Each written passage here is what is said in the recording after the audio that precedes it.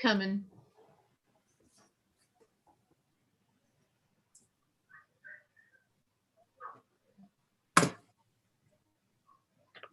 Where are you? Let's see. Ooh. Okay, we're all set, Arnie. Okay, we're ready to go here. Welcome everyone to the July 7th, 2021 meeting of the Danbury Planning Commission. We will open with the roll call. Mr. Rice is absent. Ms. Hofstetter. Here. Mr. Chiocchio. Here. Mr. Sylvain. Here. Mr. Renz and Mr. Haas are absent, and Mr. Finaldi is here. So we will not be seating any alternates for Mr. Rice this evening. We'll move forward with the acceptance of the minutes of our June 16th, 2021 meeting. Unless there's any changes or corrections to those minutes, I will entertain a motion to accept. Mr. Chairman, so moved. Second. Motion made and seconded to accept the minutes of June 16th. Any further discussion? Hearing none, all in favor, please say aye. Aye. Aye. Aye. The minutes are approved. Let the record show our next regular meeting is scheduled for July 21st, 2021. And before we move forward, just a couple of other things. I believe there may have been a News Times article that indicated that this evening we will be discussing the matter of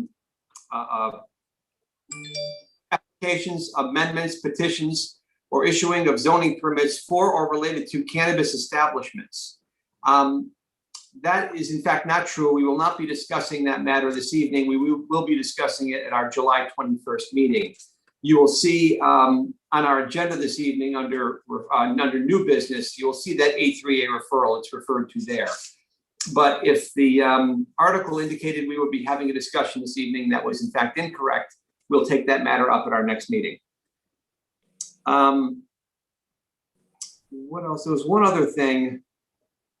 Oh, I got to do my regular virtual meeting spiel. Sorry about that. This meeting of the Danbury Planning Commission is being held on Zoom as a virtual meeting. Even though this meeting is a virtual meeting, members of the public and interested parties continue to have the opportunity to participate in the meeting in a couple of different ways. You can participate via Zoom and see the audio and the video, or you can call in by phone and participate via audio only. Just a heads up, if you call in, we may have to mute and unmute your phone to avoid an echo. Instructions on how to participate in the meeting appear on the City of Danbury website, and all of the documents and materials that apply to the matters to be discussed during this meeting, including the agenda, are also available on the City of Danbury website. As always, if you have any questions, please contact the City of Danbury Planning and Zoning Department. As a reminder, the entire meeting will be posted on and can be seen on the City of Danbury website. We will follow the posted agenda as per standard practice. If prior to the meeting, any questions or comments on agenda items were submitted via email to the Planning Department staff, those comments will be read during the appropriate portion of the meeting. And by the way, you may have picked up on our revised agenda that we will have a brief discussion at the end of the meeting on the matter of our procedure for future meetings, how much longer we'll continue on Zoom, and the resumption of in-person meetings. That's something we'll discuss at the end of the meeting. With that said, we're going to move forward. Please know that the first public hearing that was scheduled for tonight, Jane Plaza LLC, had to be rescheduled. We will not open that public hearing. We will not read the legal notice. The bottom line is we will entertain and open that public hearing at our next meeting, which is again on July 21st, 2021. So with that said, we will move right to our continuation of public hearing agenda. Newtown Road LLC, Maria and Manuel Andre, Manuel Neves Govea Marquez and Antonio Mendez Govea Marquez. Application for special exception, site plan approval for child daycare center in the CG20RA8 zone, 36 Newtown Road, 40 and 42 Newtown Road, Whitney Avenue, and I'll skip the reading of the map numbers. This application is tabled. It says on our agenda, there will be no action taken or discussion on it. Jen, where are we on this application? This thing's been around for a while. We keep moving it forward. How are we doing time-wise? We have, Mr. Chairman, we have until the next meeting. The commission has to close the hearing by July 21st. The zoning commission is not making a decision until their July 27th meeting. So the hearing will need to close by the 21st, and the zoning commission will not act before that. So it's, again, the department's understanding that the applicant their intention is to withdraw. We have not received that withdrawal letter yet. But again, it has to close by July 21st. So Okay. staff will be able to provide guidance at the July 21st meeting. Okay. Thank you. Thanks. All right, and do we need a motion to continue? I think we do. Yes, please. I'll entertain a motion to continue this public hearing. So moved. Second. Motion has been made and seconded to continue. Is there any further discussion? Hearing none, all in favor say aye. All right. Aye. Opposed? So again, next meeting is the date where we have to finalize our involvement in this matter.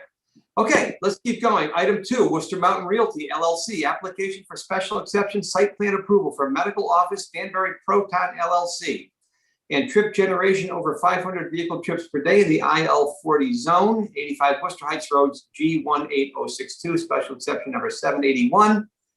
Commission members, a good deal of correspondence has been sent out by Jennifer prior to the meeting. I won't go through them all. Hopefully everybody had an opportunity to review those documents. And with that said, I will ask if there is anyone wishing to speak in favor of this application. Attorney Beecher. Thank you, Mr. Chairman. Good evening, everyone. My name's Tom Beecher for the record, and I represent Danbury Proton LLC, which is the applicant here, and Worcester Mountain Realty LLC, which is the property owner. With me again tonight are Stephen Courtney, who's the managing member of Danbury Proton LLC, Ben Dodo, who's the project engineer, Michael Galante, who's our traffic expert, Abigail Adams, who's our landscape architect, and Lee Robinson, who's the managing member of Worcester Mountain Realty LLC. Let me just start tonight by highlighting our responses to reports and comments that we received from city officials, which I detailed in my letter dated July 1st. Ben's going to cover his responses in a little bit. The applicant and the property owner will convey the road widening strip that was requested, and this is a strip of land along the boundary of both the Danbury Proton site and along the lower lot, where both lots abut Worcester Heights Road. This road widening strip is also shown on Ben's revised site plan. We've also agreed to convey the intersection box, as I call it, at the intersection of the Lee Farm driveway with Worcester Heights, as requested by both Rob Barone and the city's traffic engineer, Abdul Muhammad. The applicant has also agreed to install the sidewalk and curbing as requested along the frontage of its site on Worcester Heights, and will comply, of course, with ADA requirements. We also agreed to repave the westbound lane of Worcester Heights that abuts the Danbury Proton site after construction. The applicant will also agree to grant an easement to the city for the placement of traffic control devices on the corner of Worcester Heights and Lee Farm Drive, where there currently are some traffic control devices which are on what soon will be Danbury Proton property.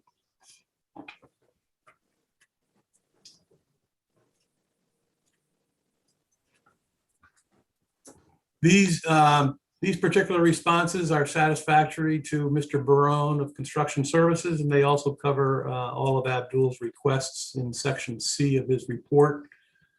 Ben's going to address some of the other requests in Abdul's report that relate to the project site itself internally. But at this point, I do want to address the request for a proposed sidewalk in all the way along Lee Farm driveway. The Lee Farm driveway is a private road, and the Danbury Proton site is not a retail facility, and it's not particularly a pedestrian destination type of site, and it's not a neighborhood destination. Additionally, as I understand it historically, there's very little pedestrian traffic on that driveway currently. And to the extent that there is some pedestrian traffic on that driveway, anyone walking along certainly also can step up on the side, because the canopied tree-lined driveway, you can easily step up on the grass as you're walking along the Danbury Proton site. The sight lines are great. The driveway is wide, the traffic is low, and there's a nice small tree-lined area, like I said. The driveway is 30 feet wide at most places. It's 40 feet wide in the approach out to Worcester Heights. So this driveway is very similar to the roads up in the Berkshire Corporate Park, where those roads are wide, pedestrian use is low, and there was no need for sidewalks up there. Now, I just want to move on to do an overview of what the traffic experts, both Mike Galante and Abdul, have provided to this commission. I first want to thank Mr. Vitello and Mr. Perkins for their support of this project. And I do want to take a couple of minutes to give some perspective on traffic as they've requested on behalf of their constituents. And certainly it's a benefit not only for their constituents, but for all of us, for me to walk through this a bit one more time.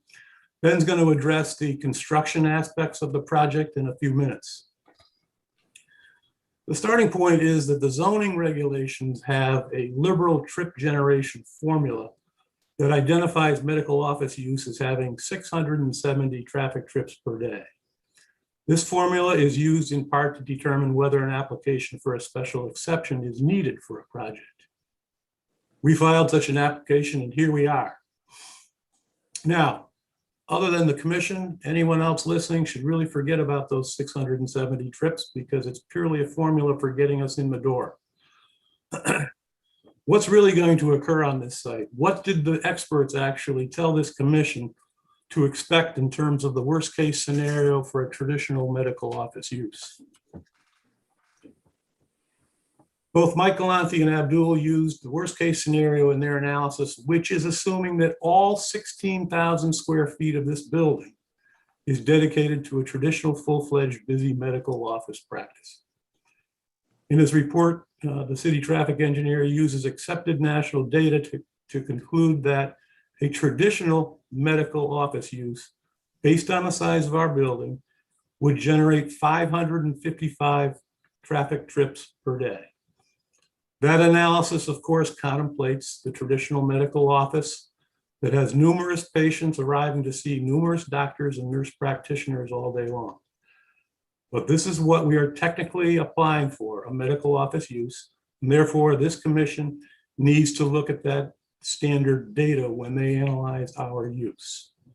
However, as we previously said, for this unique medical facility, the Danbury Proton Cancer Treatment Facility, we will have 2 doctors on site during a typical day and 32 other employees that are spread over 2 different shifts. We will have 48 patients who will come at set times from 6 a.m. to 10 p.m. Everything is spread over a 16-hour day. Mike Galante, our traffic expert, stated that 70% of any incoming and outgoing traffic from our facility will come and go to the west, down towards Route 7 and away from the residential neighborhoods. Abdul said the number is 65. So both experts are around the same number. Both experts therefore agree that only approximately 1/3 of the traffic from this site will head to the east towards Southern Boulevard. Abdul also stated that there are currently 12,000 traffic trips per day coming and going from the west. And there are currently 10,000 traffic trips coming and going from the east. And both traffic experts have reminded all of us that Worcester Heights is an arterial, meaning the most crowded, an arterial roadway for the city of Danbury. It is a recognized through road pursuant to the regulations. Using Abdul's numbers, that's the 555 estimated trips per day. We would only be adding 361 trips to the west out of that 555 and only 194 trips to the east. Going back to the 12,000 and the 10,000 trips that go through there each day, that means we're adding just 1.9 to traffic to the east, 1.9% to the traffic coming and going from the east. And a little over 3% we're adding to the westbound traffic in and out. And again, that's based on assuming this is a full-fledged medical office practice, because this is based on the 555 trips data. So let's look at the actual use of our site that's anticipated. 48 patients a day. Most will drive themselves, according to past experience, as Steve Courtney told us last time. The typical appointment lasts 20 minutes. So even if someone gets driven to this facility for their appointment, because it's a 20-minute appointment, they're not likely to leave. So 48 patients is 96 trips per day. One in, one out for each patient. And by the way, and the commissioners all know this, but when the traffic experts talk about a traffic trip, one traffic trip is one way. So a round trip is 2 trips. And that's why 48 patients become 96 trips, one in, one out. The Danbury Proton facility will have 2 doctors and 32 staff on site during the day, just like I said. That's 68 trips per day. Let's assume that half of them go out for lunch. So let's add 17 times 2 or 34 more. 68, as I said, for the staff and the doctors, plus 34 more for going out to lunch. That's 102 trips per day by the doctors and staff. Add the 98 for the patients going in and out, and you have 102 plus 98 is a total of 198 trips coming and going from our site as the anticipated actual use of our site. And that's 198 as opposed again to the 555, which is based on a traditional medical office use. It's statistical data. And so we're comparing that and also telling you what our projected real use is. And that 555 is based on the full use of the 16,000 square feet. Using Abdul's percentages for the direction of travel coming and going from our site, 65% of those 198 trips will come and go from the west, or 129 of them will come and go from the west. Only 69 of our total trips will come and go from the east or towards Southern Boulevard.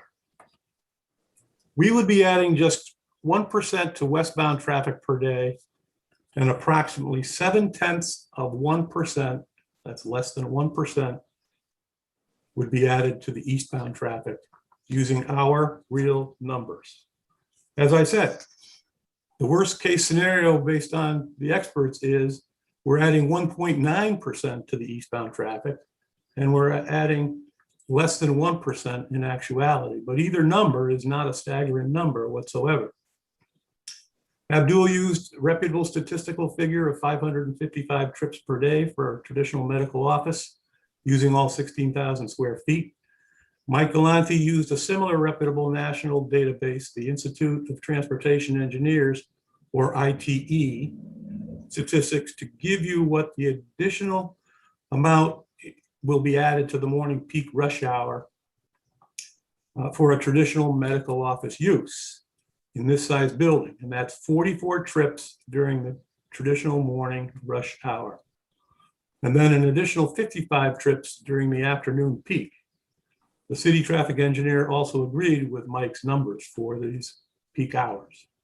Again, that's based on full use medical use. As opposed to the traditional medical office use, though, as I said, we're not going to have a crush of traffic during the morning peak because ours is spread out. And we're not going to have a crush departing at 5 o'clock in the afternoon. Our patient traffic is spread out throughout the day, and our employees are spaced out in 2 different shifts. One's in the middle of the afternoon. Let's talk about our own actual added traffic during those peak hours. We just said 44 for the morning peak and 55 for the afternoon peak in worst case scenario. Using our numbers, it'll be 21 trips in the morning peak and 26 for the afternoon peak. That's less than half the trips than as set forth for the traditional medical office. So the impact is minor using traditional medical office use data, and using our anticipated use will be even less impactful.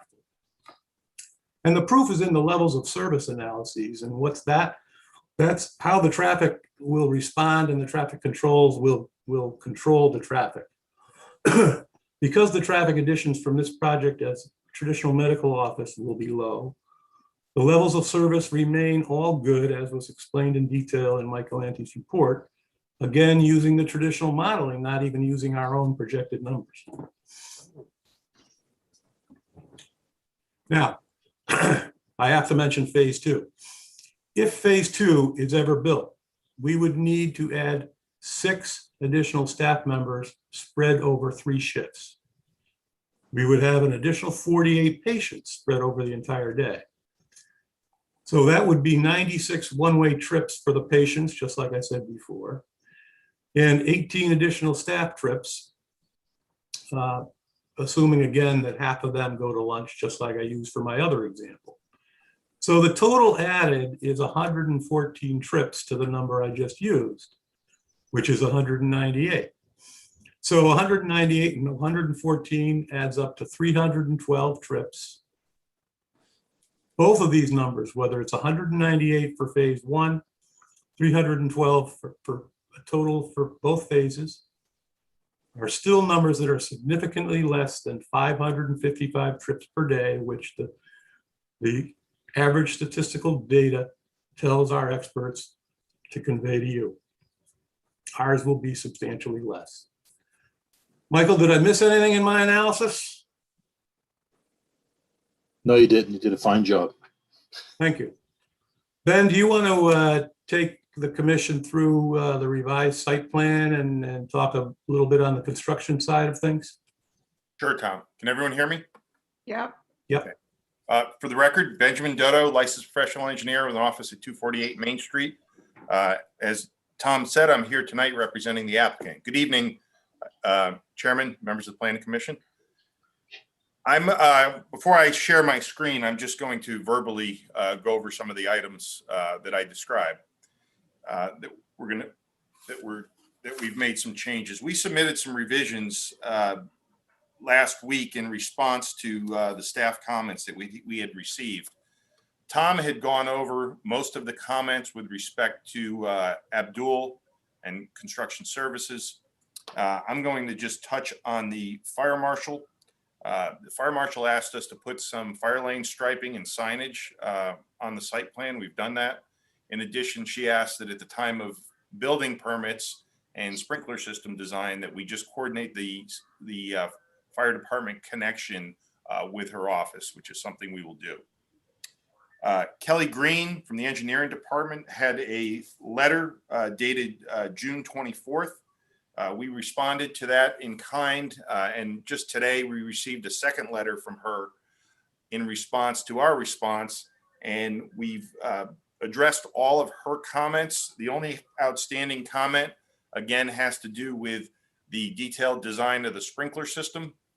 There's adequate flow and pressure in this system. It's just a matter of we're not at the point where we have the detailed sprinkler system design just yet, but based on other projects in the area, there's plenty of flow and pressure for a sprinkler system. And this is a common comment to linger along until building permits are applied for. So Kelly had one comment, and it was related to the sprinkler design, that the proper verification be provided by the sprinkler engineer. I'm going to share my screen right now.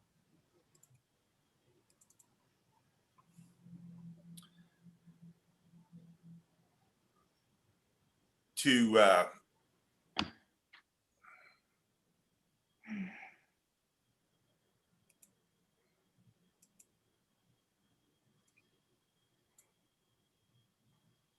So as far as the site plan is concerned, the area to the along Worcester Heights, as you can see, the plan currently shows a proposed sidewalk along the whole frontage of the property, along with a snow shelf and curbing. This was requested by both Abdul and Rob. We also added some sidewalk along the driveway entrance here on the inside of the Lee Farm access drive. Abdul asked that we, bear with me here, I'm having trouble finding my annotate number, of course. Oh, there it is. Abdul asked that we increase this radius here. We've done that. He asked that we increase the width of this driveway for the first, I think it was 100 feet before the taper. We've done that to allow better turns in and out. We've added a stretch of sidewalk here.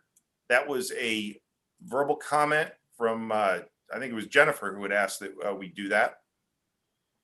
And then as far as the right-of-way portions that Tom was mentioning, this here is going to be the new right-of-way line. The existing right-of-way property line is out here, actually partially in Worcester Heights pavement and along the curb line. So, and then the traffic easement that Tom had mentioned is over here in the corner that we're granting that as well. In addition to the area just to the east of there that's actually not on this plan because that revision hadn't been made yet at the time this was agreed to. So as far as we're concerned, we've complied with all those comments. There was one comment that Abdul had that we disagree with, and we plan to keep the plans just like they are. The driveway patterns on this site are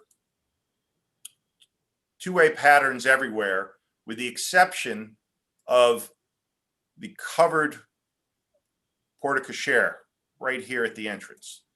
This traffic pattern is a one-way in this direction, to facilitate traffic, but also to facilitate if someone is being dropped off or picked up, or even if they're being taken to an appointment, dropped off, and then the driver comes back and parks in a parking space, as we've all done at various places with this. It's a one-way width. The city's rules for one-way travel are 12 feet. We have that currently at 20 feet. We feel that's more than appropriate.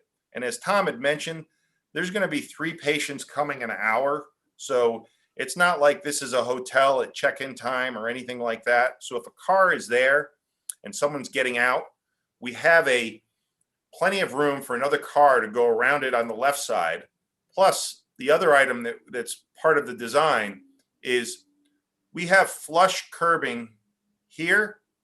So a car is able to get right to the edge and let you off without having to negotiate a gutter line that you step onto a curb. So as far as we're concerned, we feel comfortable that the 20 feet is more than enough to allow use of this site. Also, this porte cochere roof is a glass system. And as it is at this 20 feet, we're kind of pushing the limits of the design of it anyway. We have all the appropriate signage, one way, do not enters, for both the employees and the residents to use, and the patients to use this. And as with most employees know how to come in and go out, and they'll probably just bypass this whole porte cochere area and just use the two-way travel. And this will mainly be used by patients and people parking in the accessible spots. One other comment that Abdul had asked for is that we add a pedestrian, an accessible curb cut here. That wasn't on the previous revision to the plans. So if someone's parked here, they're not going to have to negotiate a curb. They're able to have a flush cut and then a flush walk right to the entrance of the building there. The some of the comments with respect to traffic. I want to touch on this. Yeah, there was a question, and I'm going to sort of go in reverse order. Is this site going to have a secondary construction entrance on Worcester Heights? The answer to that is no. The entrance to this property is going to be from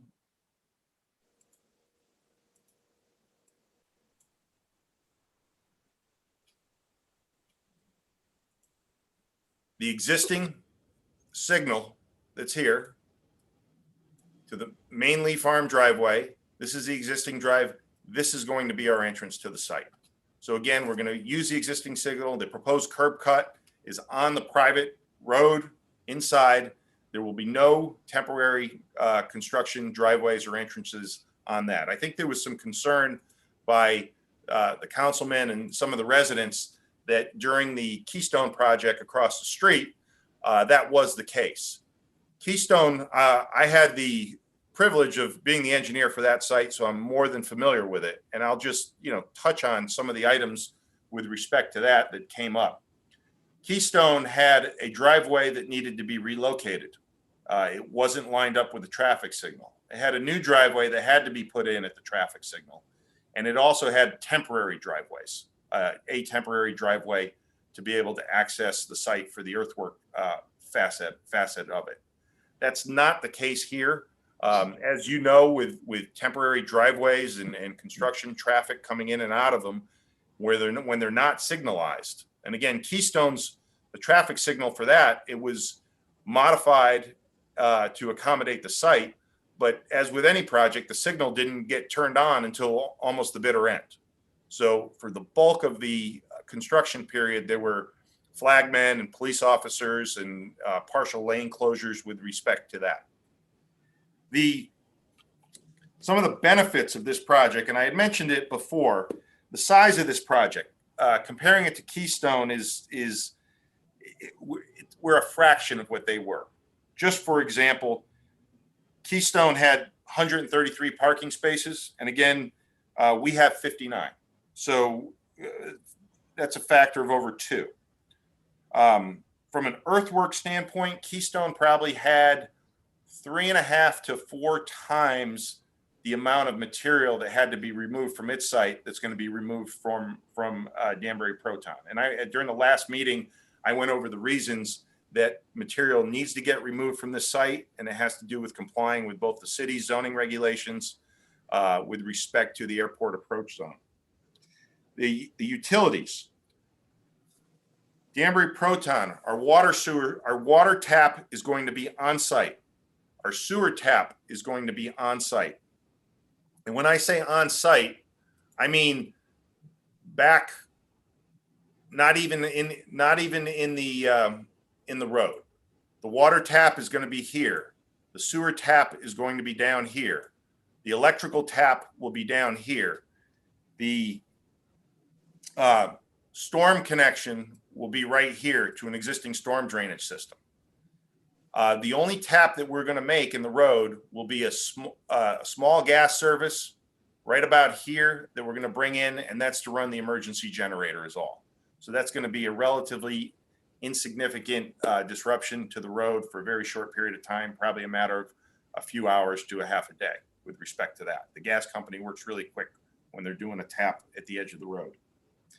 Comparing that to Keystone, Keystone had a water connection in the road, with the road being Worcester Heights, storm connection in Worcester Heights.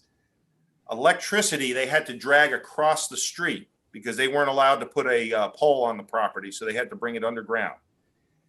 They had to do their gas connection in the road, and I want to touch on the gas connection too.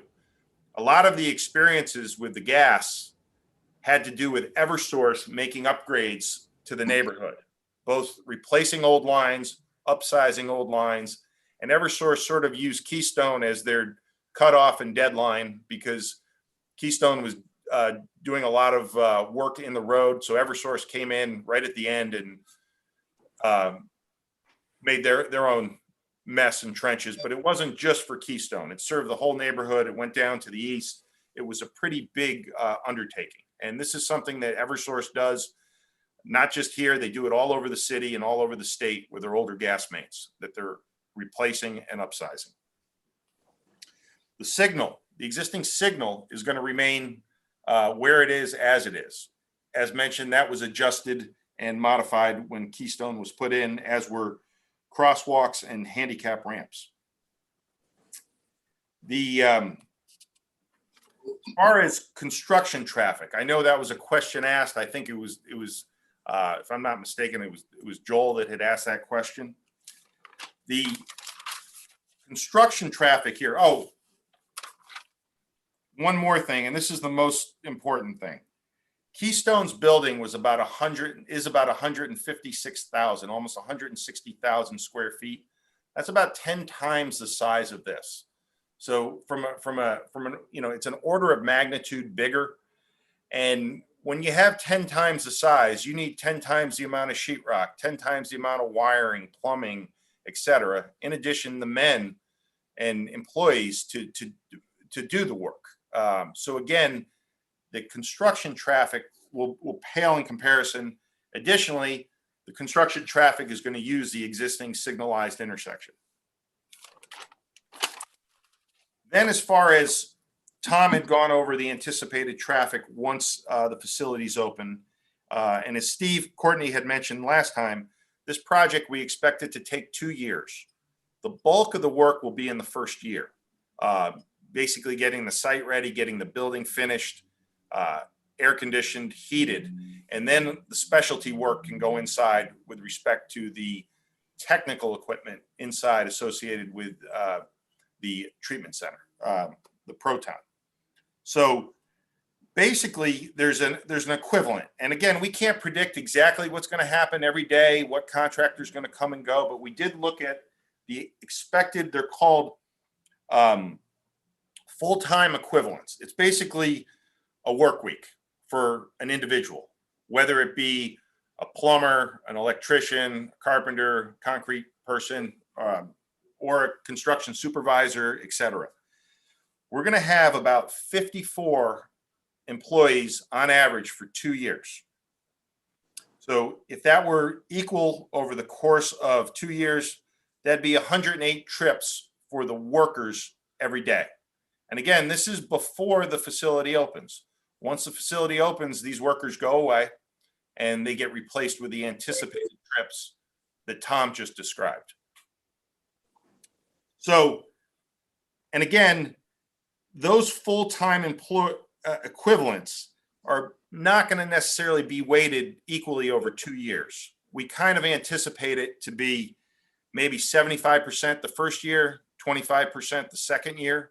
So if you take those numbers and weigh them, that's a full-time equivalent the first year of about 81 employees and the second year of about 27. So again, that 81 goes to 2, that's 162 trips. And the 27 goes to 54. So again, the amount of employees that are going to be here is, in proportion with this site. And again, they're going to be using that main driveway system. They're not going to be coming out onto the road through temporary curb cuts or anything like that. And then the other question was asked about the material that's going to be excavated and hauled off the site. Again, we can't guess exactly how long it's going to take, but I think 3 months is a reasonable estimate to take the material off the site.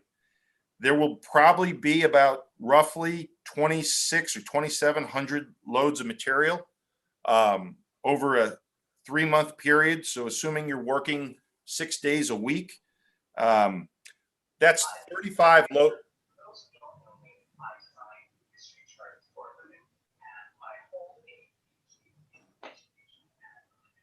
I think we might have lost Ben. No, I'm here. I hear some background talking. I didn't know if that was a question. Oh, I don't believe so, Ben. Okay. I would invite everybody direct their questions through the chair, and if you can mute, if you're not going to participate, you can mute, so to eliminate any echo or background noise. Go ahead, Ben. Okay, sorry about that. I thought someone was asking me a question, Arnie.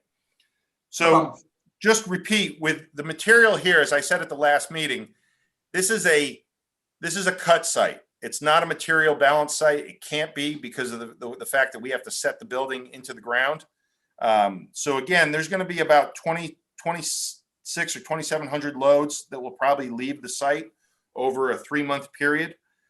That's about 35 loads a day. So again, using the one load leaving is equal to one empty truck coming back in.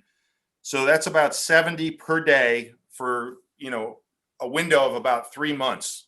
70 a day is about, over an 8-hour day, that's about 8 to 10 trips an hour with respect to that. So, and then again, I covered the employees and the loads. The one thing we can't predict are material deliveries, when pipe gets delivered, when sheetrock gets delivered, when concrete gets delivered. But again, we anticipate those to be an order of magnitude less than what they would experienced across the street. Additionally, they're going to be coming through the signalized intersection. I want to, actually, I'm sorry. This plan does show, I said it didn't, but I was mistaken. This plan I just revised today, doing some other items. Tom mentions this piece here that the applicant has also agreed to give his right of way. That wasn't submitted with the plans in our response last week. And the reason I have modified these plans is because there was a comment and some question as to what the phase 2 is going to look like. And and I do want to touch on this, Tom. I know we didn't talk about it, but I was able to make this revision in time for the meeting. As we had discussed, phase 2 is going to be, and this will be the phase 2, the proton machine, the second one, if it ever happens here. That building will be underground. So what you see on Abigail's landscape plan and on the 3D renderings that we showed at the last meeting, it will remain unchanged. The only difference is it'd be the equivalent of you putting an addition on your basement at your house. It's basically an underground addition that only you know about and nobody else sees, if you plant grass over it. So the only items that are going to change in this section of retaining wall, when I say this section, this little section here and this smaller section here will come out, and they'll simply be taken out and they'll abut the addition. But again, there'll be plantings on top of this addition, so it will look exactly like what was shown on the last during the last meeting when Abigail made her presentation. And then as far as the grades, I'm going to zoom in just a little bit to get here. This is the grading plan. Again, the existing grades will change. This phase 2 building will just be built underground where the dashed line is. And these two pieces of wall will come out, and you could see what I say, phase 1 grades to remain. So basically it's an addition, but it's a subterranean addition. Barely subterranean, but subterranean nonetheless. And the numbers that Tom went over with the phase 2 include, when I say the numbers, at the end of his discussion over anticipated trips, when he talked about phase 2, this is the phase 2 that he was talking about. I think I've covered anything unless there's something I missed, Tom. No, other than I just want to emphasize, and you may have said this, but I want to emphasize for everybody that when that material is being taken off site, it's going to be taken down to the west towards Route 7 and probably onto 84. So I just want everybody to understand that the excavation material is not going to be winding down Worcester Heights towards Southern Boulevard. Yeah, Tom, you're correct. I failed to mention that, but that's correct. The when excess material gets taken from a site, it needs to go to a yard that processes and screens the material and stores it, and it will be going down the hill to Route 7 and 84. Thank you, Tom. Thanks, Ben. Mr. Chairman, I would just like to touch on the airport briefly. I sent in it was part of my July 1st letter, and I also sent in a letter this afternoon that addressed item 1 on Mr. Safranik's report. With respect to the airport, currently there is no tree trimming easement on this property. And we've now offered an agreement as stated in my letter. And we also offered to continue to work with the airport administrator to refine any agreement if need be. Obviously, what is important for this commission on this application is the subject Danbury Proton site. And we've offered an easement with respect to this property and the driveway as requested. The site itself, with the exception of the nice trees that line Lee Farm Drive going into Lee Farm and wrapping around the Danbury Proton site, this particular site, as well as the lower lot, are primarily meadowland already. And so there's not a lot that is a risk for the airport. So I just wanted to add that at this juncture. And I think that's all we have for new material tonight. Thank you, Attorney Beecher and Ben. Very thorough presentation. If there's no other member of your team speaking at this time, I will throw it open to the public. Is there anyone else wishing to speak in favor of this application? Anyone else in favor? Anyone else wishing to speak in favor of this application? Jen, did you want to go ahead? No, that's okay. I was waiting to see if Councilman Perkins and Councilman Rotello were going to join the meeting. Can I opine real quick, Jennifer? The meeting, we got hacked, the council meeting got hacked, so we had to restart from a point, so the meeting got delayed. Okay. The mic is on. Thank you. Oh, sorry. Here's the deal. Ben, you're gonna have to mute.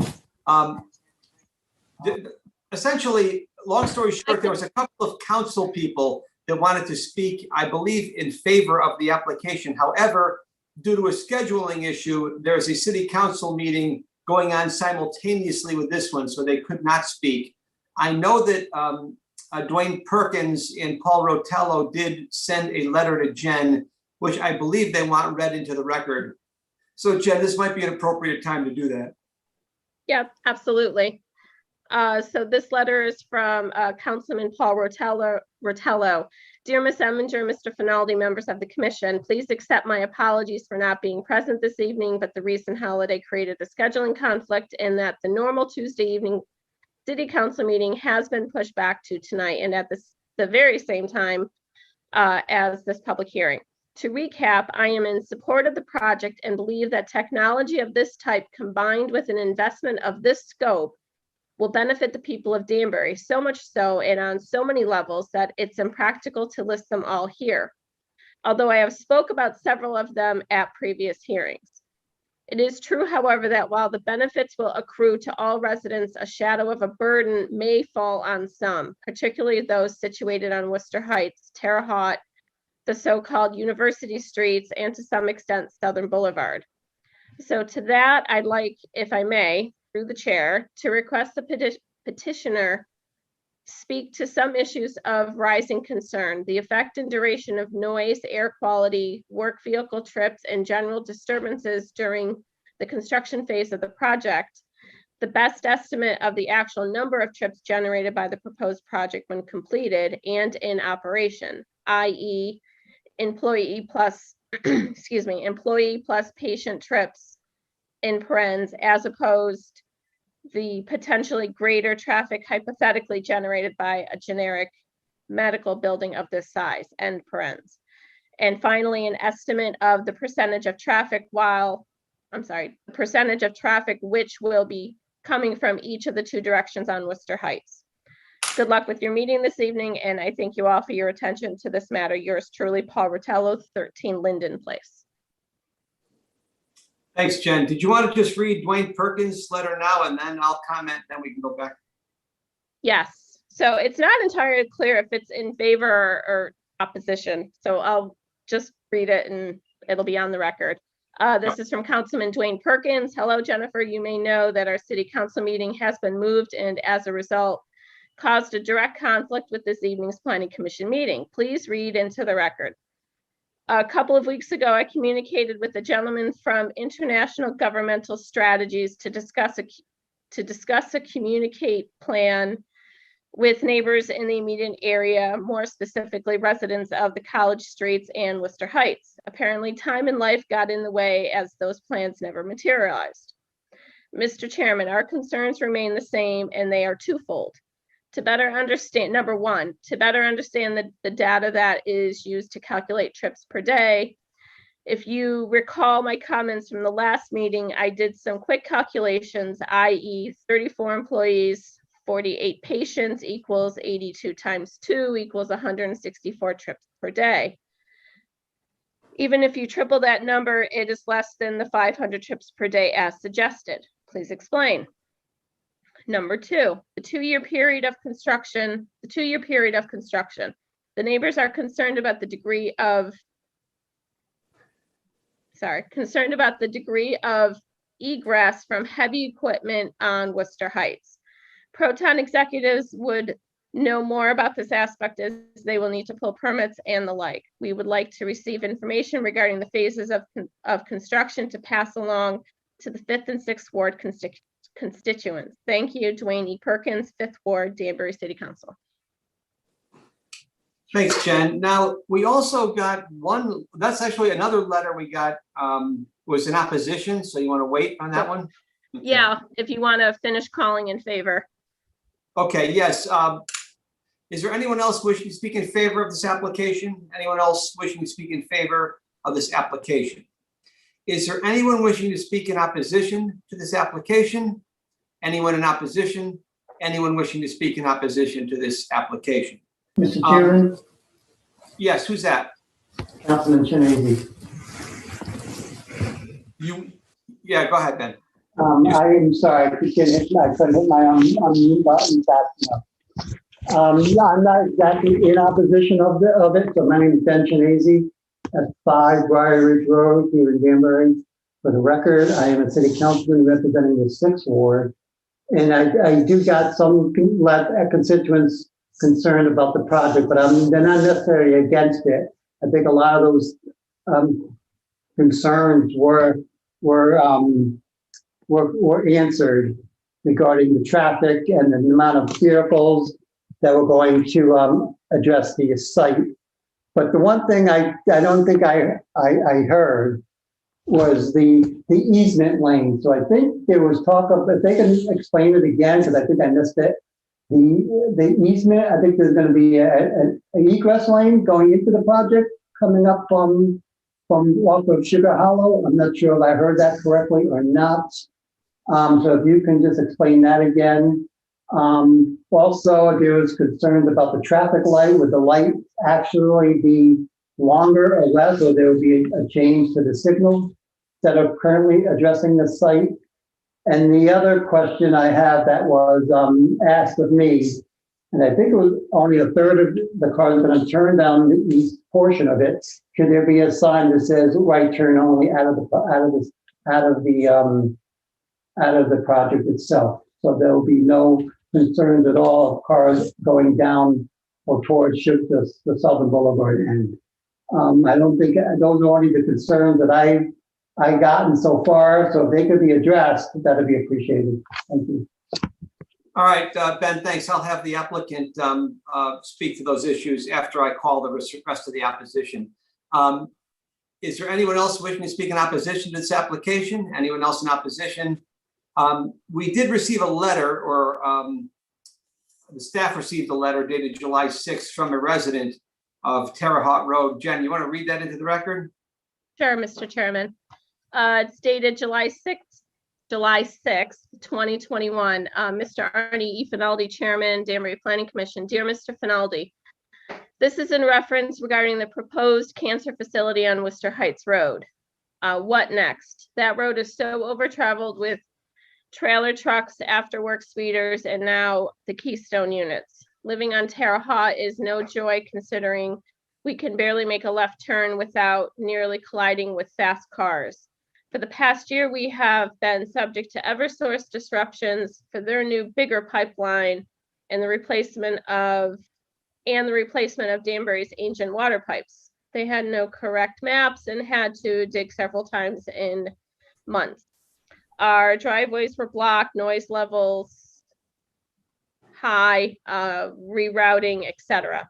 With all the empty office space in this area, you'd think there could be an alternate plan in a less chaotic area.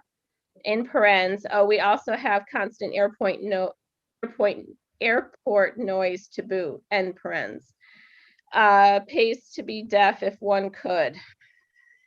As a fourth generation Danburian, I must say this isn't the town I grew up in at all. My grandfather ran 2 livery stables in town and a branch office in Bethel in the 20s and 30s. Grandmother, hotel on Old Route 6.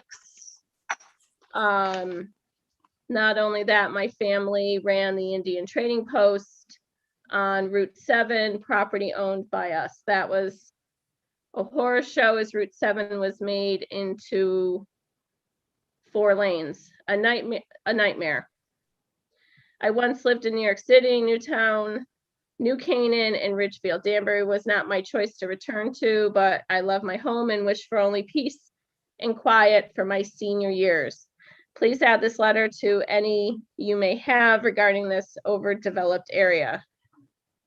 As a cancer survivor, I appreciate the idea of a facility, but not in my neighborhood. Sincerely, BB Jackson, 6 Terre Haute Road, Danbury, Connecticut, 06810.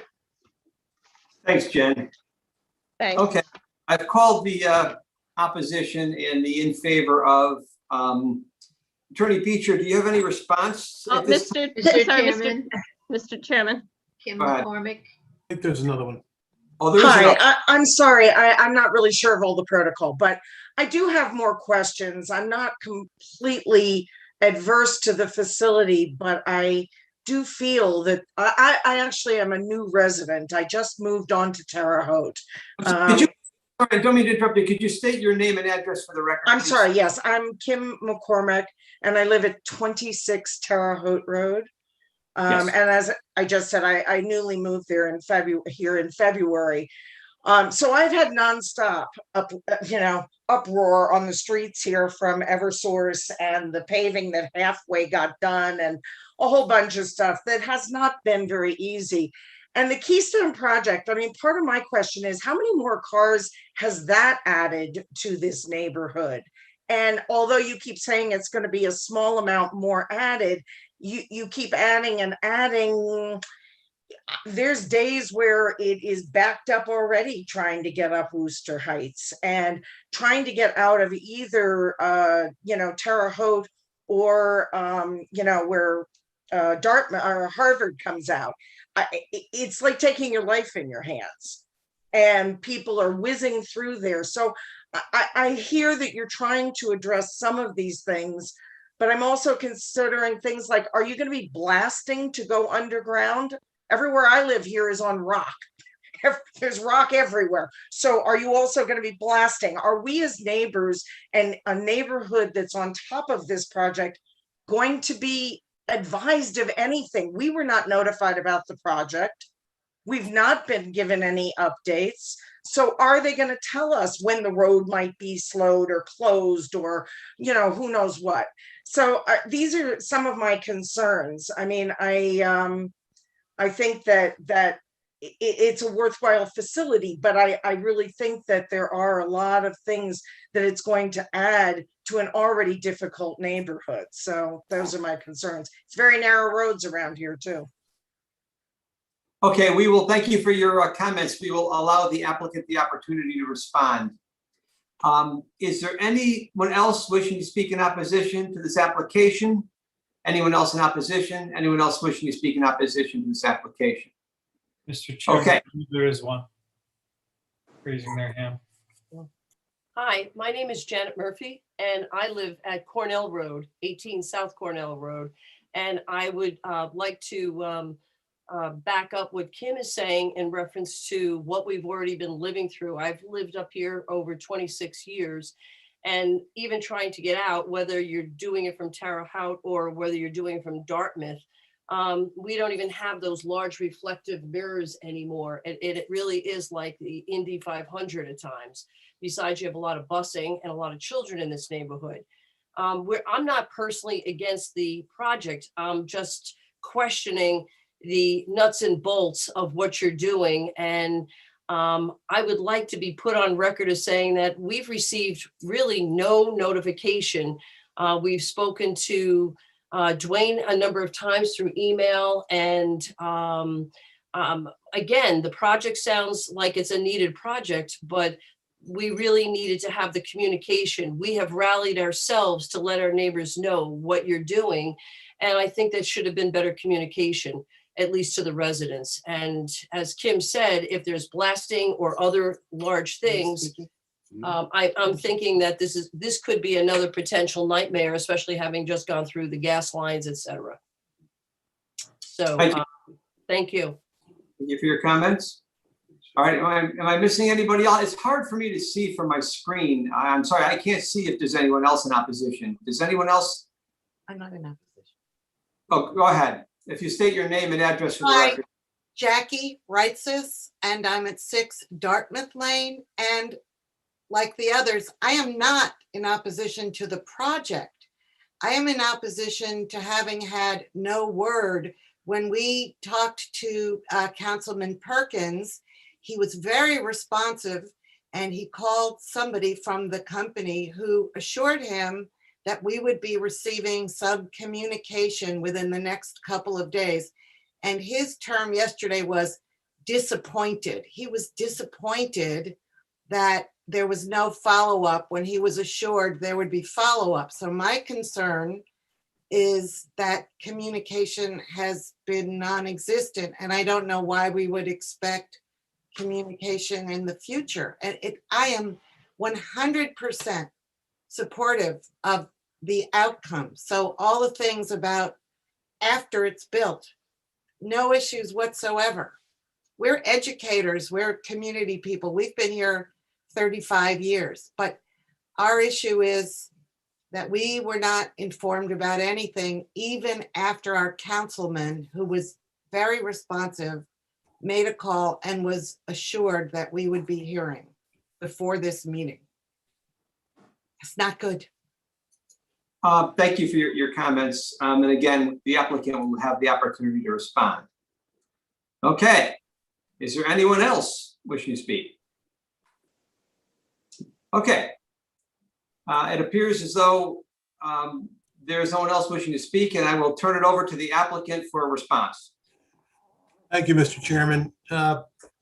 Michael, do you want to go first and just to cover the traffic intersection? I mean, the traffic signal question. The question from Mr. Chinesi was, will the traffic signal need to be changed, or because of the levels of service remaining good, there's no need to change those? Michael Lanti, Odyssey in Hanover.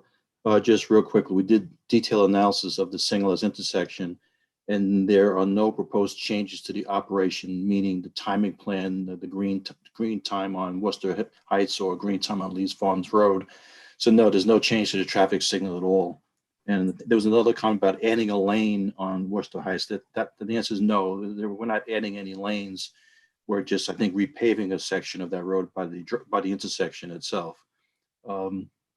And then there was some comment I really wasn't sure about, no right turn from someplace. I'm not sure if it was from the site driveway or Lee Farms, which would not make any sense, but we're not restricting any turning movements either from our side driveway onto Lee Farms or Lee Farms onto Worcester Heights. So I'm not sure what that comment was about. And that's because it's a properly signalized intersection, correct? It's a controlled intersection and there's no reason to restrict turning movements. That's the reason for the traffic signal to control Thanks. movements. Ben, can you pull up the site plan one more time just to show where the easements are and what we're conveying to the city? Real briefly, just to show Mr. Chinisi, who may have missed it.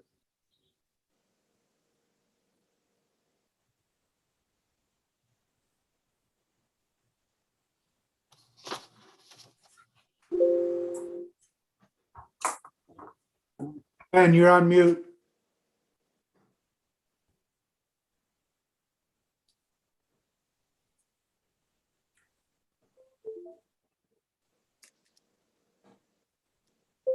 Sorry about that. Here's this blue box I just drew. This is the signalized intersection. The pieces of right-of-way that are being given are this section here, then a long section that begins here and continues all the way down along the site frontage.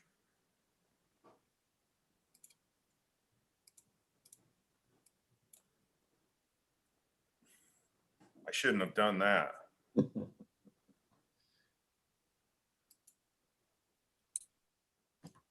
Sorry about this. Can't wait for live meetings. All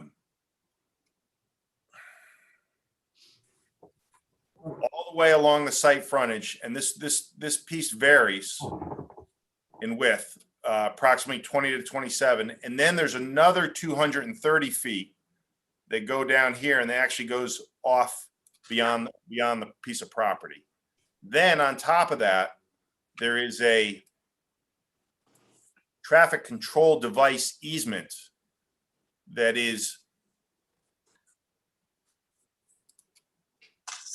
this corner right here, that there are some traffic features in there. I think there's a cabinet, there's some handholds, portion of a span pole that is going to be given as an easement to the city as well. And again, this is right on the driveway that they were just talking about, where right and left turns are both allowed out of the signalized intersection, as well as left turns into the site, and obviously right turns from the other direction. And that's all going to remain there. Thanks, Ben. You're welcome, Tom. So, yeah, we're just to finalize all of this. We're not changing any lanes on Lee Farm Drive. We're not adding any new lanes on Worcester Heights. We are adding a new sidewalk on Worcester Heights, and we will repave the existing westbound lane that bounds our property once the construction is done. So I think that hopefully explains where we are with all of that. If Mr. Chinisi thinks we missed something, he can let us know. Mr. Chairman, I would just like to summarize. I'm sorry that some of the neighbors thought that they were going to receive some additional communication. I certainly wasn't part of any invite team, but certainly I think these two hearings have been a great opportunity for people to come and watch and learn and understand. And notice of these projects is posted on the city website and soon will be published in the newspaper once again. As the commission knows, this property is located in the industrial IL 40 zone, and a medical office use is in fact a permitted use by special exception in this zone. And in my opinion, I think a medical office use is far less impactful than some other allowed industrial uses might be on this particular property. And as the commission also knows, your plan of conservation and development actually encourages appropriate development on the west side of Danbury. So we are of the opinion that this is a good project and a good use of this property. I certainly understand, and we all on our team understand the concerns of the neighbors, and they may be very tired of construction. The Army Reserve site was a much bigger undertaking along that stretch of road. So was the Keystone project. The gas line caused the road to be ripped up for a period of time. And we are here to tell you, and I'm just a guy in a suit, but truly this is going to be less impactful than any of those items that you have suffered through. And once the project's done, it will have very little impact on the neighborhood. There will be some traffic added going to the east. And I don't remember off the top of my head what the traffic counts were for Keystone, but I do know that based on the number of people living there, the counts would have been higher than what we project for our particular site. Like any project, this project has its unique nuances, such as being near an airport and having a grass roof. But as designed, I think this application is pretty straightforward, and once completed, it will be pretty unobtrusive. As we've talked about, traffic is relatively minor. It's actually comes out with our own use under the magic 500 traffic trip generator that would cause us to file an application for special exception. We're here anyway because it's a medical office use, and we're here because of the magic 670 formula figure. Based upon the studies using the required data for traffic, as Mike just indicated, the signalized intersection at Worcester Heights will continue to operate at very good levels of service, and there's no need to change the operation of it. Now, just to address the commission's specific standards in the IL-40 and for a special exception. There is no smoke issue, there's no vibration issues and no odor issues, and those are standards for what would occur on the site when the project's completed. Certainly, there's likely to be some dust, even though we're going to have to follow protocols that are required by the City of Danbury zoning office and planning office in the building department. But when all is said and done, there won't be any smoke issues from this particular use in the industrial zone. No vibration, no odors. And there's no nuisance issues, as those are outlined in the special exception standards in section 10C4. And as for the other standards, as I said, these uses and the design are certainly compatible with this neighborhood. There's no significant traffic or congestion issues associated with the completed permanent use. And in terms of compatibility, I meant to say that this use in between the corporate office park and Keystone across the street, this is very compatible in this particular segment of the neighborhood. So we believe the application does comply with your regulations and standards, and we hope that you'll grant the application. Thank you, everybody. Thank you, Attorney Beecher. Jennifer, I don't believe we're waiting for any reports from any other city departments. Is that correct? Mr. Chairman, so at this point, we received revisions from the applicant last Thursday. Because of the holiday, they weren't distributed until yesterday. As Attorney Beecher mentioned and Ben Dodo mentioned, we have basically a sign off from the engineering department, construction services. My comments have been addressed. We have not received a final staff report from the city traffic engineer and the airport administrator. And I have two quick questions before we start to decide whether this is going to get wrapped up or not, if I may, Mr. Chairman. Just Go ahead, two Jen. quick questions. Ben, on your site plan, the conveyances, which seemed to happen after my staff report, did the conveyances, the square footage of the conveyances, was that subtracted from your lot area? Yes, It was. yes. Okay. Good. In fact, I'll go double check real quick, but I gotta get off my desk right now. But Okay, but well, hold on, before you do that, before we close the hearing, you have to email me your revisions. It's Okay, not like we're in person and you can hand them to me. If we're gonna close, then you need to get whatever you presented to the commission tonight, you have to email them to me. we'll do that. I'll do that right now. Okay, that's all I have. Could I talk really slowly while Ben's going to his computer? Well, Tom, I might fill in a bit here. When we started this project publicly over a year ago, last April, we created a website with numerous tabs of information because we truly did want to be a good neighbor and be extremely transparent with our project.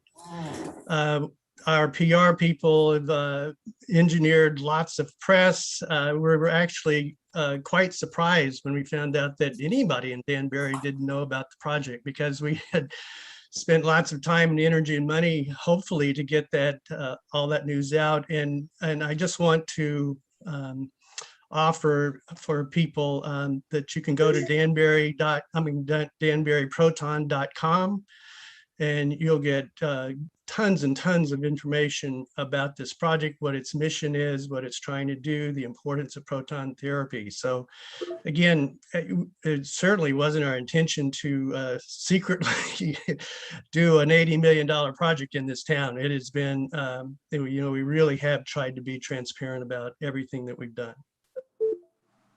thank you for saying that, Stephen. And again, I hope some of the folks that spoke this evening made a note of that website because that's very helpful. And thank you for sharing that with us.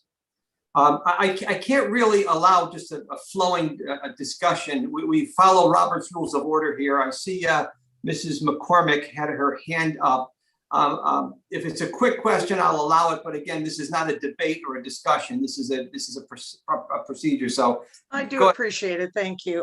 My quick question is, my understanding from the previous discussion or the earlier part of this discussion was about that whole Worcester Heights road coming from Sugar Hollow up the hill to Lee Farms. It narrows to one lane and then goes back to two. We all know that. Go ahead. So my question is, why is that not being considered as part of the traffic flow problem?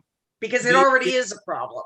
The applicant has done their traffic presentation and we have to live and we have to vote based on the presentation that's been given.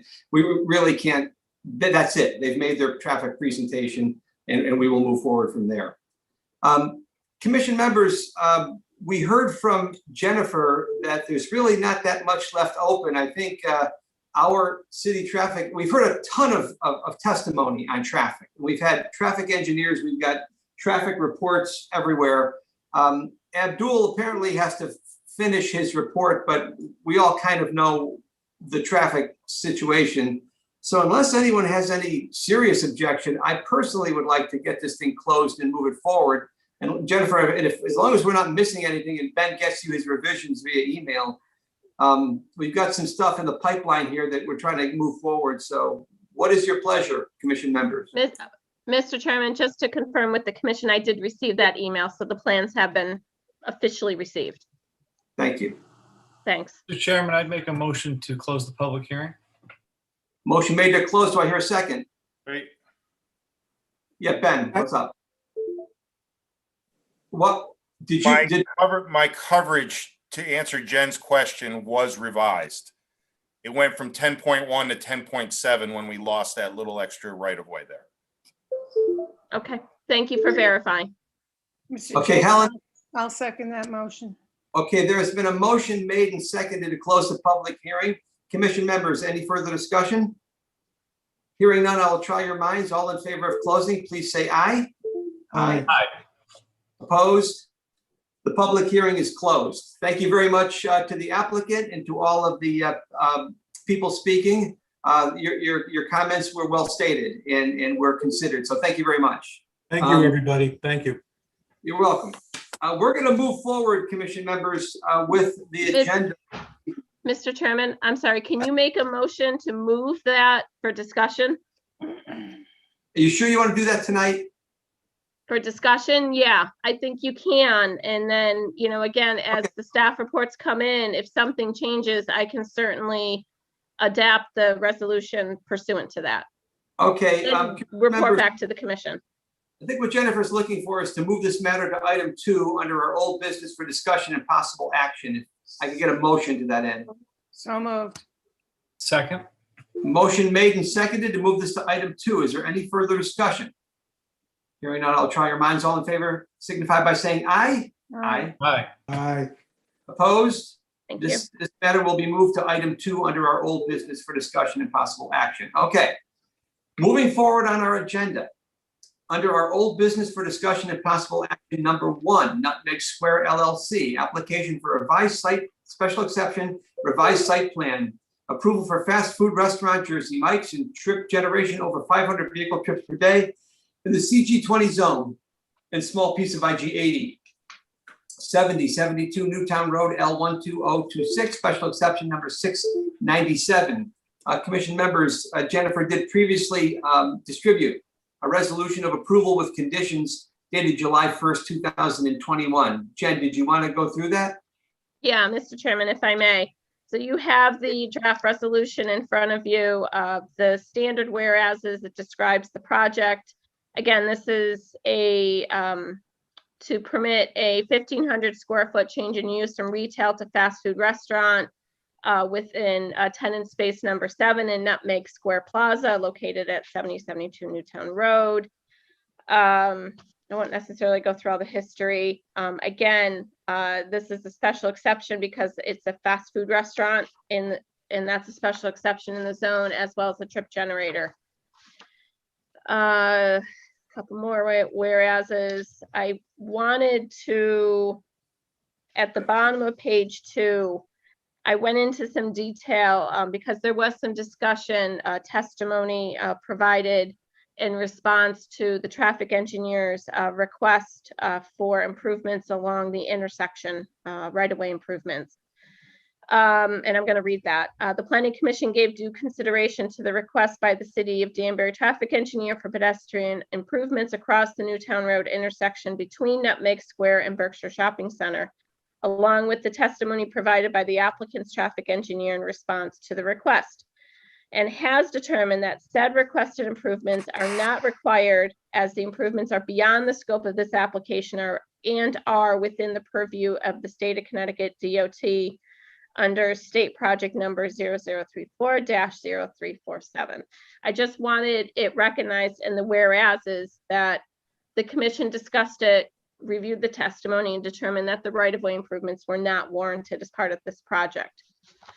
The other whereases are standard conditions. I mean, this is pretty straightforward, other than the standard ones, you know, that the file the grant a special exception and pull the proper permits. That's really, it's pretty straightforward. If there's any questions. Thanks so much, Jen. Any questions for Jen on the resolution of approval with conditions? Mr. Chairman. Entertain a motion to approve the resolution of approval? Mr. Chairman, before you do that, I just want to go on the record in saying that I did, although I wasn't present last time, I did view the video, so I'm able to vote. Great, Bob. Thank you for that. Thank you. Anyone want to make a motion? Mr. Chairman, I would make a motion to approve the resolution with conditions. Motion made. Do I hear a second? I'll second. Motion made and seconded to approve the resolution of approval with conditions. Any further discussion? Hearing none, I'll try your minds. All in favor, please say aye. Aye. Aye. Opposed? The resolution of approval with conditions is approved. Thank you. Thank you. We'll move to item 2. Worcester Mountain Realty LLC application for special exception site plan approval for medical office building Danbury Proton LLC and trip generation over 500 vehicle trips per day in the IL40 zone, 85 Worcester Heights Road, G18062, special exception 781. The public hearing was closed this evening. Would anyone like to initiate the discussion on this particular application? I will if no one else wants to. I'll jump in. I'm in sort of a unique position on this particular application, unlike many we see. I actually work at Lee Farm Corporate Park in the building there. So for the past 16 years, 5 days a week, 6 days a week for the past 16 years, I've driven there pretty much, with the exception of the little bit of time I take off. And so it's an area I'm intimately familiar with, and I think I see and understand the concerns being expressed, because I was driving to work every day when the Army Reserve was being built. I was there every day when Keystone Place was being built. And I saw the magnitude of those two projects and what it did to traffic over there. But with that said, I'm reasonably confident, given the presentation I heard, that the magnitude of this project is much, much lower than the other two. And I'm confident, given the presentation I saw, that approval is warranted. And then just a couple of notes I took here. Keystone Place was 156,000 square feet. Proton is 16,000 square feet. It's 10 times bigger. Keystone had 133 parking spaces. Proton, 59. And oh yeah, the matter of earth movement. Yeah, I was one of those that was sitting on Worcester Heights watching those dump trucks go across the street all day long. And as we heard, the hauling of material and earth was about 4 to 5 times, I believe that was the number, greater for Keystone than for Proton. Then, of course, there's the matter of tearing up the road. And those of us who drive up there a lot, there seemed to be no end to the number of times the road was torn up. For a while there, I was wondering what was going on. But I found out, I guess the water tap and the sewer tap and the storm drains and everything for Keystone were all right in the road. You had to rip that sucker up to get to them, as opposed to the water tap, et cetera. And we heard testimony that it's all on site for Proton. So that should be less of a disruption. And but I have to comment that even with all that, again, 5-6 days a week for 16 years with the flagmen and the police officers, I was able to get to work and get out of there. And remember, I'm in and out of the building all day. I don't show up at 8 and go home at 5. I'm in and out sometimes 3-4 times a day. So I just feel that, while I empathize with a lot of the neighbors and what they've been through, because I sat in that same traffic, but I think I'm fairly comfortable that the scale of this project is much smaller. It will be much less impactful. And I'm comfortable with it. So those are my thoughts on this project. Mr. Chairman, Go ahead, Perry. I would agree with everything you said, although I don't commute that way every day, but I do know what it's like to have to get in and out of an area as an insurance agent all day long, and the importance of that. So if you were able to do that, it couldn't have been too bad. But to add to that, once the project is done, the frequency of the visits to this medical office are so few that I can't imagine it would have a significant impact on the area, other than being a major benefit to our community. And for those reasons, in addition to what you said, I would definitely support it. Thanks. Thanks, Perry. Helen, this is a great opportunity for Danbury. Very glad to see it.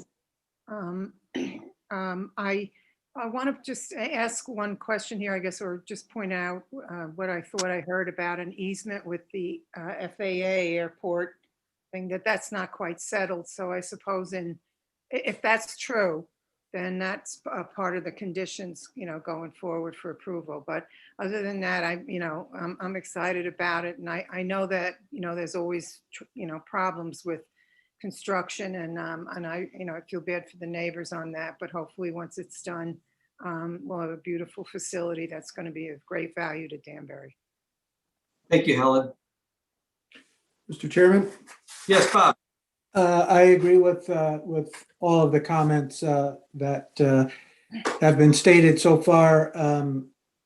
And as you, I did work at Lee Farm Building for a number of years. No longer work there, but and did commute back and forth daily basis and go out for lunch. And so I do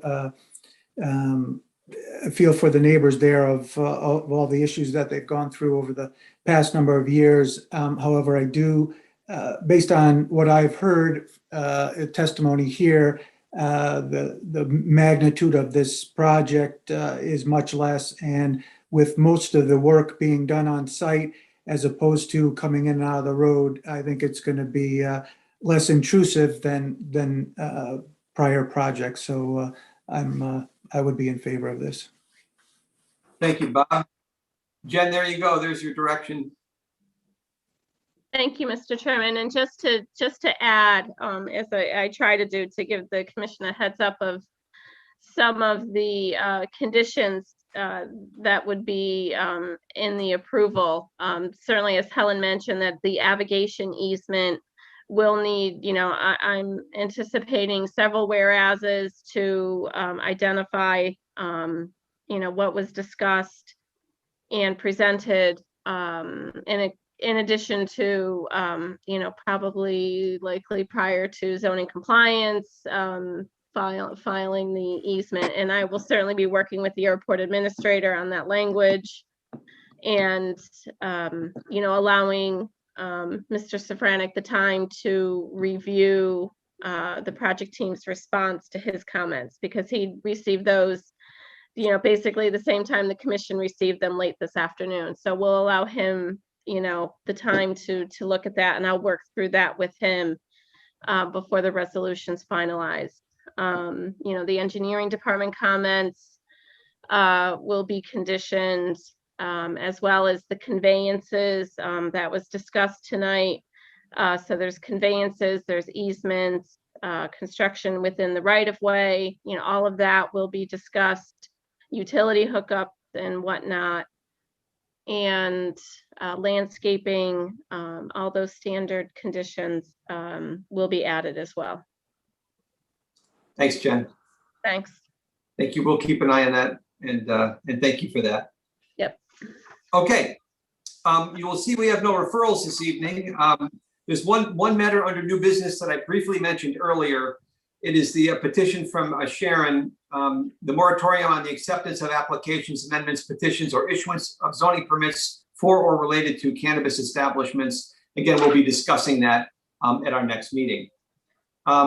Joanne did distribute a revised agenda. She did put one thing in under other matters, and that is the discussion of procedure for future meetings. As you all know, we've been doing our meetings via Zoom, and we've settled comfortably into a nice little pattern, but that can't go on forever. And Jennifer sent over a section of Public Act number 21, which I'll read very briefly, one paragraph, and then I'll turn it over to Jen.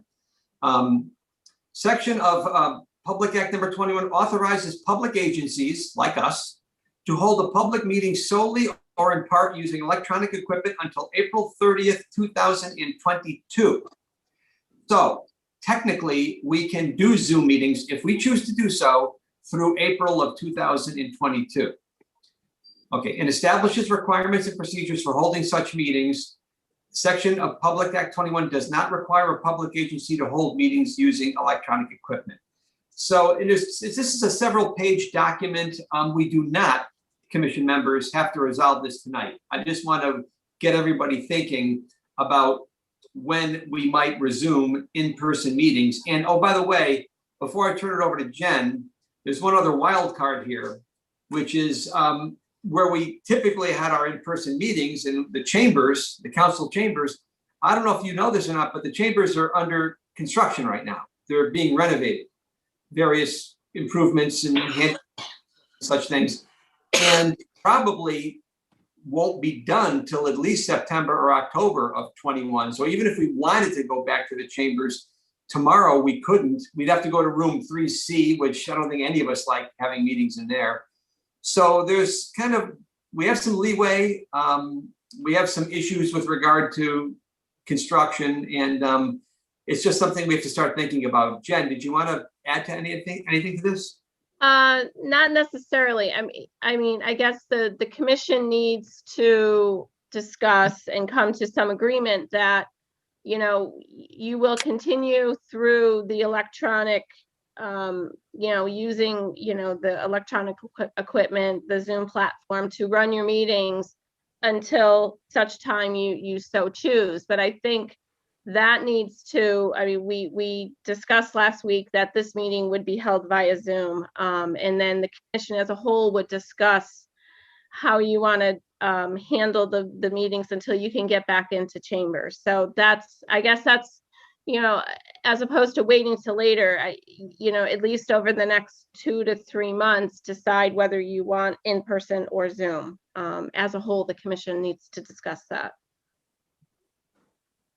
Anyone have any thoughts you want to talk about? We don't have to talk about it tonight. Like I said, I'll offer one comment that Go I ahead. was okay with whatever the group decided, but I would be curious what Mr. Urice would want to do, and would be happy to follow suit to some extent. well, it's funny you should ask that, Perry. It's funny. It's funny you should ask that because Joel unfortunately could not be here tonight. But I did exchange voicemails with him. And Joel, just so you know, is in favor of continuing Zoom for the reasonable future. He's comfortable with this format. He likes it, and that's what he prefers. So his vote is to continue a Zoom at a minimum until the council chambers are renovated, and at a maximum until April of 2022. So I know right where Joel stands on it. But again, I'm open to any suggestion or comments. Helen, go ahead. Yeah, the other option we have besides, you know, just going back to full in-person meetings might be considered as a hybrid version where if we have public hearings, we go in. And if it's just not public hearings and, you know, we expect less people to speak and it's more manageable on Zoom than what we had, for example, tonight where there were enough people that we couldn't even see all the people raising their hands tonight to speak, that maybe that's an option too. We do the Zoom meetings we do the in-person meetings with where there are public hearings, and then if there are no public hearings and we have less input from people, then maybe we can continue Zoom for some amount of time. And I don't, you know, of course it's all flexible, but that's an option as well. You know, Jen, I never thought of that. That's a novel idea. And if we have a public hearing, you know, we show up. But if we don't have any public hearings on a particular matter and it's more administrative and it lends itself to a Zoom meeting, then we could. That's an interesting idea, Helen. Let me think about It's that. better for the participants too, you know, the people who want to speak, that we're all in the same room. I think that's important. You don't like driving to City Hall at 7:30 on a night in January when it's 10 below zero, you know? No, but because Ben wants it, I'm with it though, you know. January is not bad. It's these beautiful 80-degree summer nights. You wait. Oh. All right, good. Well, like I said, Bob, any thoughts, comments? I mean, are there any other options for in-person between now and whenever, September-ish? Doesn't Option sound like in it. terms of, Other than room, whatever that 30A or whatever that room is? no, we either in the chambers or in 3C. That's kind of, those are the two rooms where we operate out of. I can't, in all my years, recall having a meeting anywhere but those two rooms. Yeah. Where the cameras are. That's right. That's Yeah, that's right. Yeah. Well, I mean, I think then we don't really have a choice. I would say continue the Zoom until we can get back to chambers. And then, you know, I think Helen had a good idea. I think if there's public hearings, we go in person. It's easier and I think more manageable. It's more meaningful too, right? Yeah. all right. So Jen, that's more or less in line. That's enough. That's enough. And I can go back to Sharon and ask about, you know, again, you know, the statute allows you until April 30th, 2022. I don't know if there's, and again, I haven't had a chance, you know, it wasn't contemplated to do both, you know, if you've got a light night and a light evening on the agenda, can you do it via Zoom? And big public hearings, you come in person. I'm not entirely sure if that, we certainly haven't contemplated it, and we can discuss that and offer guidance to the commission. Well, we could at least do that through April, right? Yes. Yeah. Great. We've got some food for thought here. And that's great. So thanks everybody for your input, and it will be taken under advisement, and we'll come up with a plan, hopefully that's good for everybody. There really is one small matter under for reference only, and unless there's anything else, I'll entertain a motion to adjourn. So moved. Second. Motion made and seconded to adjourn. Any discussion? Hearing none, all in favor say aye. Aye. Aye. Opposed? The meeting is adjourned. Thanks to everybody. Thank you. Thank you. Thank you, everyone. See you in